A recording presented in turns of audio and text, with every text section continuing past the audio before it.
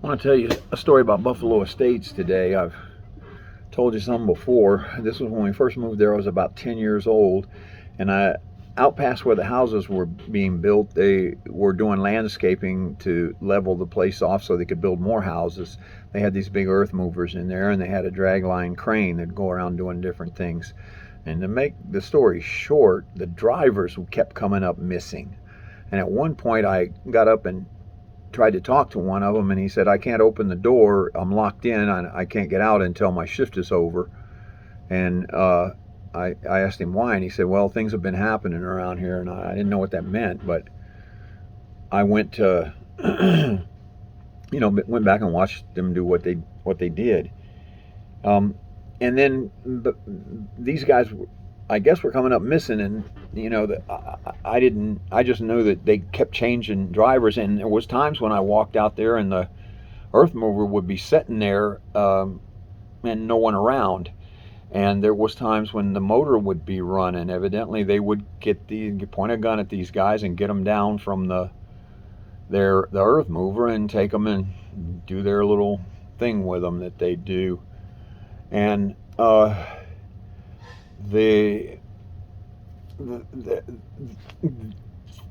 crane operators, they would dig these holes to, I guess, to prepare for sewers and lines and water lines and that kind of thing. Well, in Florida, you dig down 3 feet, you're going to hit water.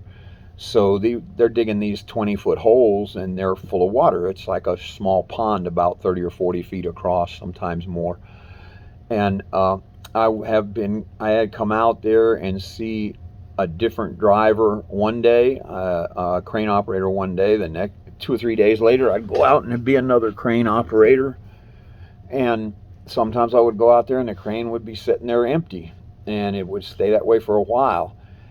And sometimes I would go out there again, it would be sitting there empty with the motor running.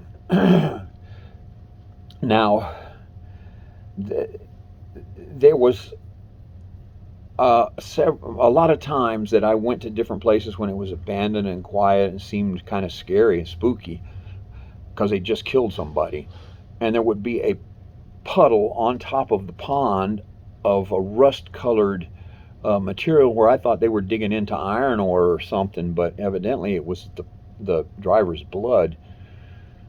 And I saw that a lot of times and wondered what it was.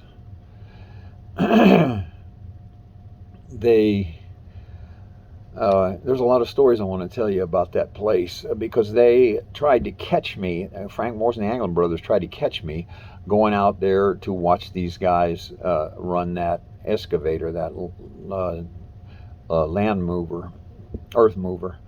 And I was walking across that field with all this dirt that was dug up and everything. I had to hop over the holes, and Frank and Clarence were coming at me from out here like this and closing in. So I knew something was wrong. I turned around to go back towards my house, and here comes John Anglin. And I got part way there, and John grabs me by the shoulder, and I spun around and got away and ran home.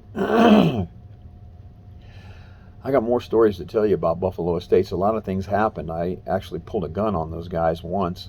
There was a girl that lived next door to me. Used to, I think we were in the 7th grade at the time, and we went swimming together one time, and man, they came after us. That Frank he couldn't handle that, and that's just one thing. A part of my life, a few years that we lived there. You got to remember, before that, they were attacking me on Minnehaha Street, and then I got a little bit older. I went to Mexico to study Spanish, and lo and behold, I walked by their house in Mexico City.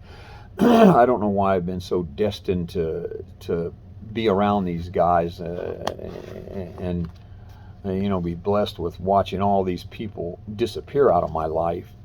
But and it's not a blessing, but cursed, I should say, for watching people disappear. But anyway, I'll give you some more on that tomorrow. That's enough for today.